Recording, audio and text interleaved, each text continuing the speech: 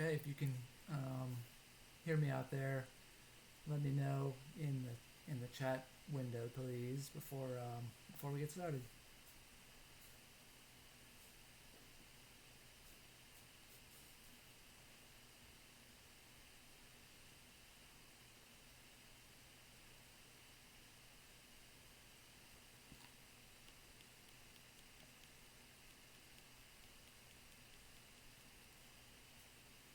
Okay. Okay, Rich. How does this sound? Is this a little better?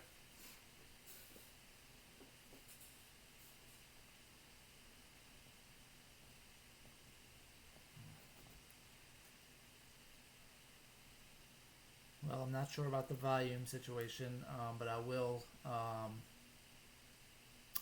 just speak up. So we'll go ahead and get started.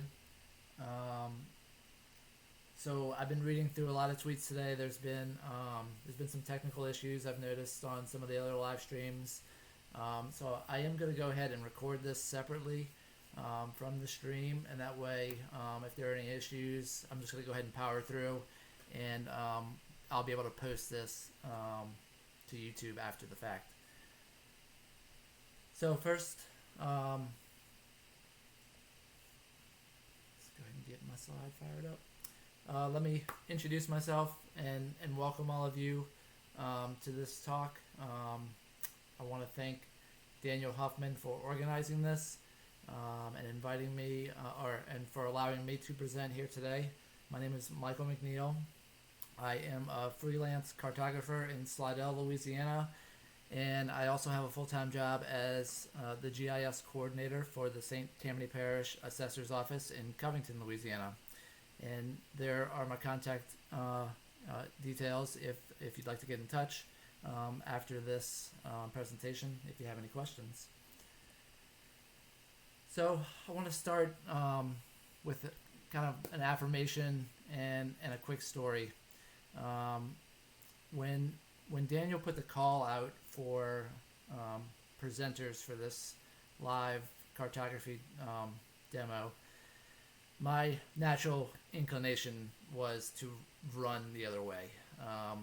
I'm an introvert. I am a little socially awkward, shy, and so I did the opposite of that. Actually, I went ahead and signed up as soon as I saw it. Over the years, traveling with my wife, I've kind of adopted this motto when we go places. My wife is the opposite of me. She is an extrovert, and she's a thrill seeker. So, whether it's swimming with sharks in the Bahamas or hang gliding in Switzerland, she's always down for an adventure like that. And I knew, I kind of learned early on that, if I wanted to have those experiences in my life, I was going to have to break out of my shell a little bit and do some uncomfortable things. And I also knew that if I watched her do these things first, there was no way that I was going to do them. So my motto has been to go first. When you're confronted with something that makes you uncomfortable, sign up for it and go first. Kind of get it out of the way. It really helps with the anxiety, and at the end of the day, there's a lot of things, a lot of lessons to be learned. So I saw this tweet from Steve Magnus. He's a author and a coach and a runner the other day, and I just thought it was topical. It kind of got me in my feelings, and it spoke to me, and I'm sure there are others as well. So I just, anyone who's watching who thinks that they can't do this, trust me, you can definitely do this. All right, so let's go ahead and I'm going to go ahead and introduce the topic for today's talk now. As you know, this is making trail maps with Strava and QGIS, and I want to talk a little bit about the motivation for this. A while ago, I noticed these maps from Sarah Bell, talented cartographer, and she did this great thing that I that really inspired me, um, where she kind of married these ideas. You know, she says in here that sometimes people ask her if she had to choose between climbing and mapping, which would she do, and she responded that she would make maps about climbing. For me, that's running, and I just thought this was like I was, I'd always thought like, how can I do kind of like, how can I map something that I love? And when I saw her maps of rock climbing, it just really got me kind of inspired and thinking about, okay, how can I incorporate and do these things together? Um, Being that I love, to run and also to map. So she has that Vancouver rock climbing map, and she also has this great one of the Red River Gorge geological area in Kentucky. Shout out to my Kentucky family. Go Cats. So anyway, I just thought, that was part of the motivation or the genesis of thinking about, how can you marry the two things, like two of your hobbies and your passions. So, as a runner, I do use this app on my phone called Strava, and it's a free download for tracking your workouts. And so we're going to go ahead and dive into how you can pull your run data or your cycling data or all kinds of data. There you can track your kayaking and your paddleboarding, hiking, all kinds of things with Strava, and it's, like I said, it's a free download on your smartphone. So let's go ahead and start the process of like how we make a map using this technology. So I'm going to go ahead and sign into my Strava account. And the first thing we need to do is we need to find one of our runs, one of the runs that we want to pull the data out and use for our mapping project. So in order to do that, you log into Strava, you'll get a dashboard like this. And if you go to your activities, and you'll have a list of all your activities here. And what I've done is I've gone ahead and added some keywords to the 3 activities that I did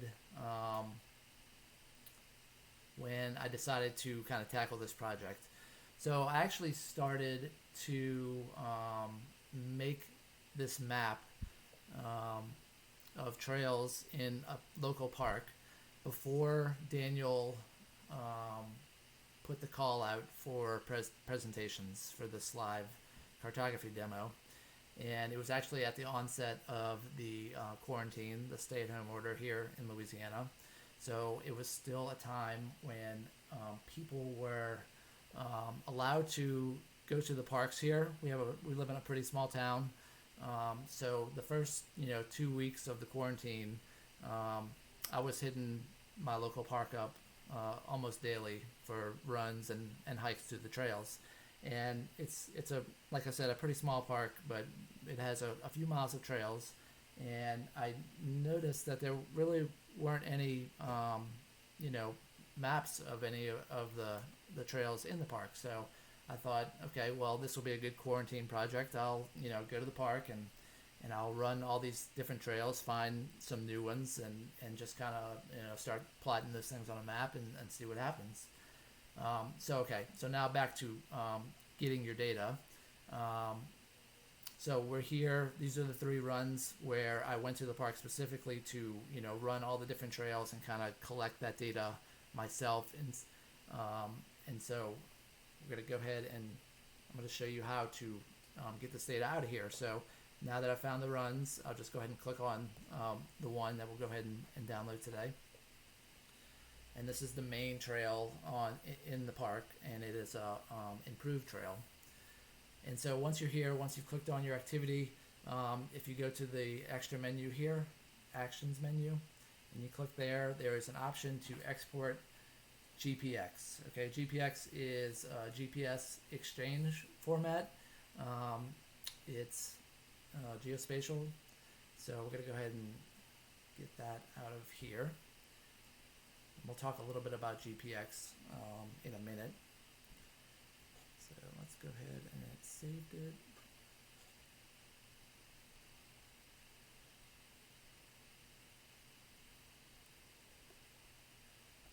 Okay, so let's go ahead and move that to our project folder.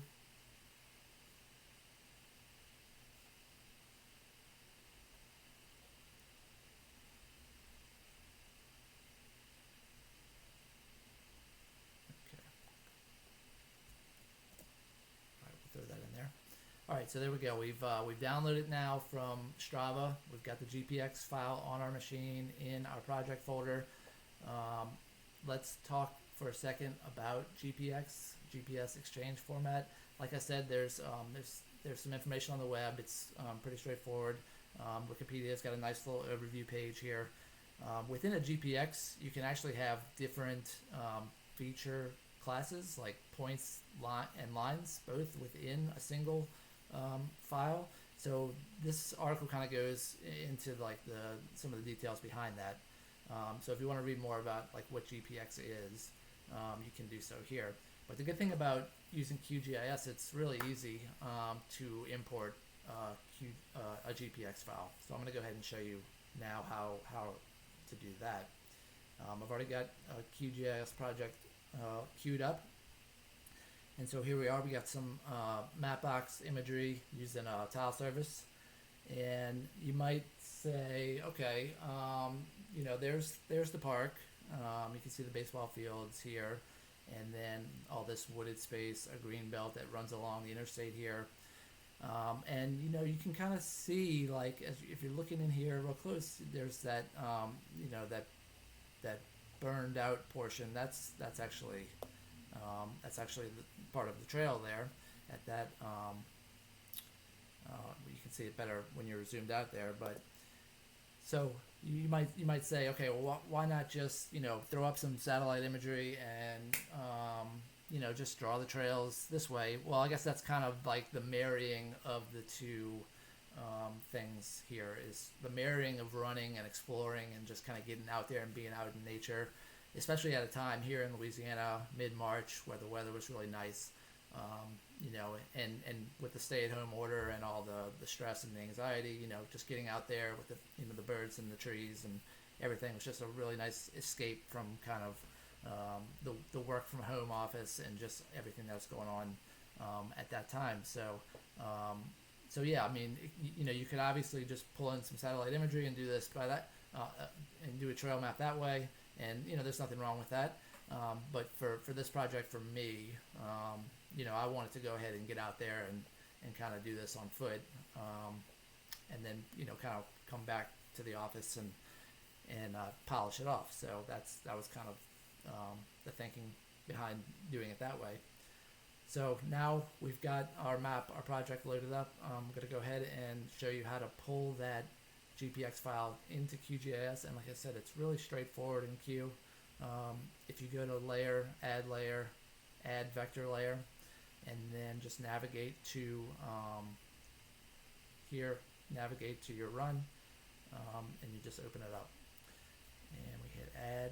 And what I'm going to show you now is when you add a GPX, it gives you this option to add. It asks you which vector layers you actually want to add. And this is what I was talking about when I had the Wikipedia page up about GPX, is that within a GPX there are, you know, different vector layers within. It's kind of like a package, a geospatial package.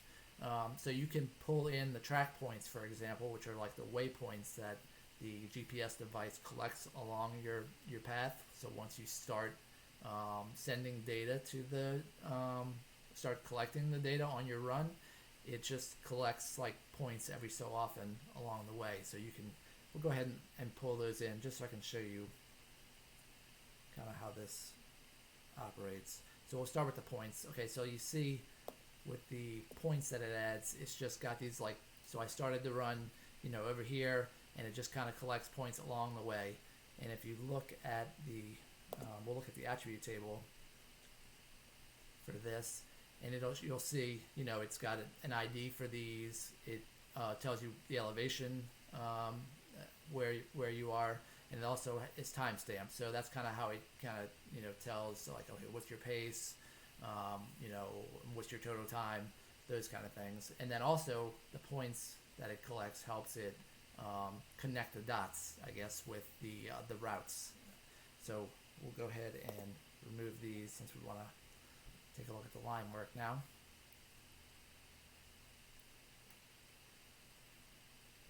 And we'll bring this back in, and this time we're going to go ahead and select the tracks. So you'll see what it's done with those points now is it's just kind of, all right, here's where he ran, and we're just going to connect those points with this line work. So now that we have this line work in here, you can see it's a little jagged, right? It's not very polished. So we can do some generalization here.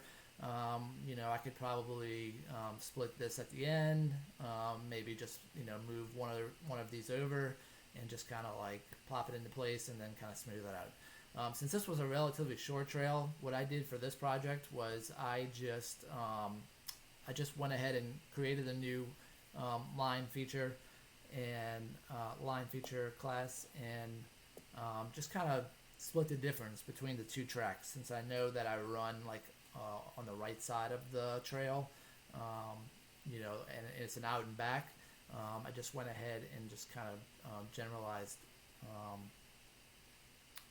right down the middle of these tracks. So if we zoom out now to these are three different runs that I did in the park here, and you can see all the different trails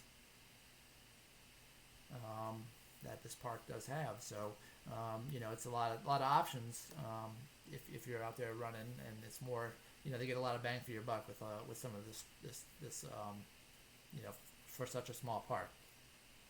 So like I said, what I did here is I mapped all these trails on foot, brought this data into Q, and then what I ended up with after drawing and generalizing is kind of like this polished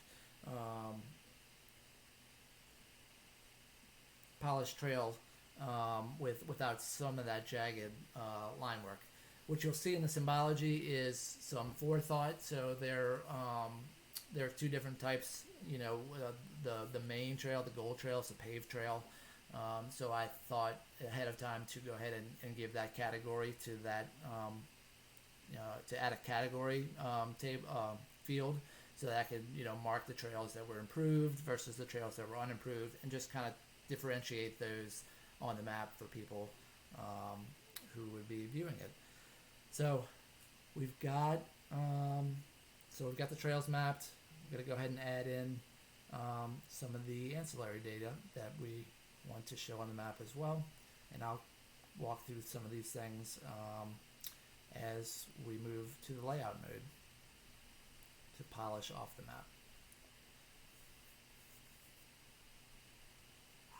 Alright, so let's go ahead and move into the last part of the demo, which is just kind of like the layout manager in QGIS, and how to kind of finish off a map like this, so that you could publish it and share it with others. Alright, so here we are. We've got the gold main trail, the improved trail. We've got the side trails. We've got some labels on there for distances. For any of the trails that are greater than 1/10 of a mile, there are a couple little tiny ones that just maybe too small for labels. So I want to talk about kind of this style a little bit, and what kind of motivates it. It motivated me to kind of do it this way. One of my favorite things to do when practicing cartography is to mimic styles from other cartographers and other agencies. So you'll see a couple of things here that are that have been inspired from other maps and other cartographers. So there's a few for this map specifically that I want to acknowledge and highlight. And so first and foremost, the main trail, the gold trail. I saw this map from Mike Hall, an illustrated map of Lori Lee's journey through Spain, and I really loved just this look with this kind of single color highlighted, this yellow throughout his map, but this gold, this rich gold for the trail. I just really liked that, and I also liked his place markers, the little, places of interest along the trail. So I definitely wanted to incorporate, kind of that aesthetic into into what I was doing. Um, so you'll see that on my layout, obviously, with the choice of color for the improved trail. Another influence, I recently watched Daniel Huffman's Fun with Halftones, and there's a lot of great information in that. One thing I really liked in his talk that he shared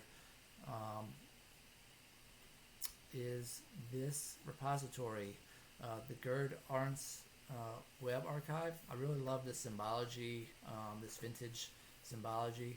Um, you know, the style of what I had already collected, sort of more modern. So I kind of got looking through here, and I couldn't, I thought about adding some symbols for different places in the park, but I just didn't feel like that would jive stylistically with what I was doing. But but I was persistent, and I just kept looking through this archive here, and I came across a nature category, and there's a few things in here, and these trees. I just really love these trees and this look here. And so I was like, you know what, I can probably use that for some of the green space on this trail map that I was going to use. Going to collect some tree areas where there was large forested tracts. So I went ahead and downloaded this and used it, as you can see, for some of the forest areas around the park.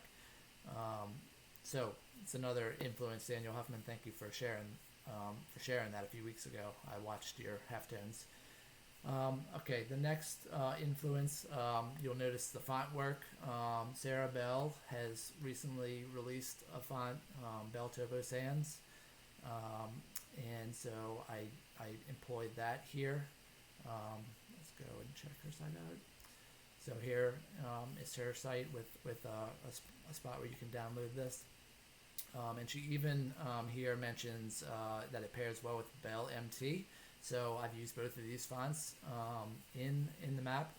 So that's another influence. And that's kind of a tip of the cap to Sarah as well for initially inspiring me to kind of think about marrying my love of running and my love of cartography. So I just wanted to build in a way to honor her for producing such great products and sharing her knowledge and map making skills with us. So and finally, the last thing that kind of inspired this is I've always been a big fan of the USGS topo maps, and when you think about a topo map, you definitely think about the wilderness, and you think about getting out there and hitting the trail and just kind of exploring nature.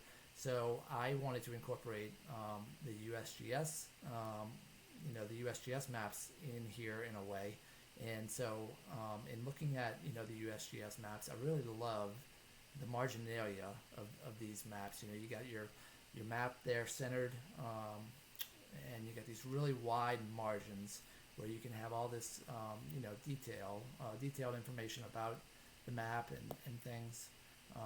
So I've always been a big fan of just kind of that look. I think it's, just real, it's a real nice standardized look, and you immediately know when you see that layout, you're looking at a USGS topo map. So I wanted to do that kind of here in a, kind of a fun way with my product. So I've got this, I've got the same kind of layout going on here where we've got the map, kind of centered there, rectangular in the middle, and you got these wide margins where you can have all this, info, title, and got a little inset here where it kind of shows you where the park is in relation to the rest of the state.